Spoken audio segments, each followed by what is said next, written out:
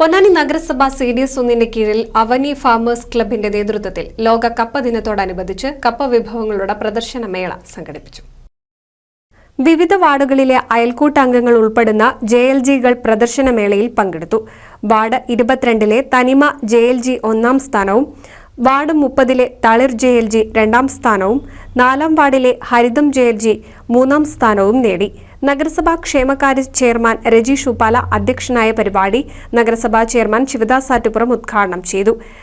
50കളിലും 60കളിലും മലയാളികളുടെ വിശപ്പകറ്റുന്നതിൽ, പട്ടിണി മാറ്റുന്നതിന് യഥാർത്ഥത്തിൽ അരി എന്ന് പറയുന്ന സാധനം കേരളത്തിൽ ലഭ്യമല്ലാതിരുന്ന ഒരു കാലം ഉണ്ടായിരുന്നു. അക്കാലത്ത് മലയാളികളുടെ വിശപ്പകറ്റിയിരുന്നത് കപ്പയായിരുന്നു എന്നുള്ളതാണ് ചരിത്രം പറഞ്ഞത്. അപ്പോൾ കേരളത്തോളം തന്നെ ഈ കപ്പയ്ക്ക് എന്താ പറയുക പഴക്കമുണ്ട്.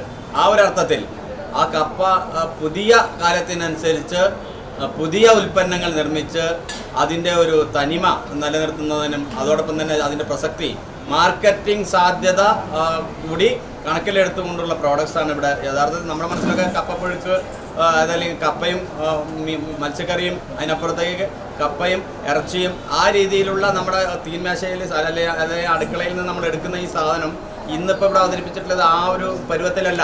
പുതിയ കാലത്തിനനുസരിച്ച് നമ്മുടെ ബേക്കറികളിൽ നിന്ന് സാധാരണക്കാർക്ക് വാങ്ങാൻ കഴിയാവുന്ന തരത്തിലുള്ള പുതിയ ബ്രാൻഡിലാണ് ഇവിടെ ഉണ്ടാക്കിയിട്ടുള്ളത്. പുതിയ രീതിയിലുള്ള പ്രോഡക്റ്റുകളാണ് നിങ്ങൾ ഉണ്ടാക്കിയിട്ടുള്ളത്. അതുകൊണ്ട് തന്നെ നിങ്ങളുടെ ആ ഒരു കാഴ്ചപ്പാടിനെ അഥവാ പുതിയ കാലത്തിനനുസരിച്ച് സിറ്റ് chairperson Dhanya, vice chairperson Famsiya, accountant Vimal സിറ്റ്സ്, മെമ്പർമാരായ ഉമ, ബുഷറ, ബിന്ദു, കൗൺസിലർമാരായ ഷാലി, സുധ തുടങ്ങി നിരവധി പേർ പങ്കെടുത്തു. NCV news Ponnani. 1000 വിവാഹങ്ങൾക്ക് ഒരേ ഒരു ബ്യൂട്ടി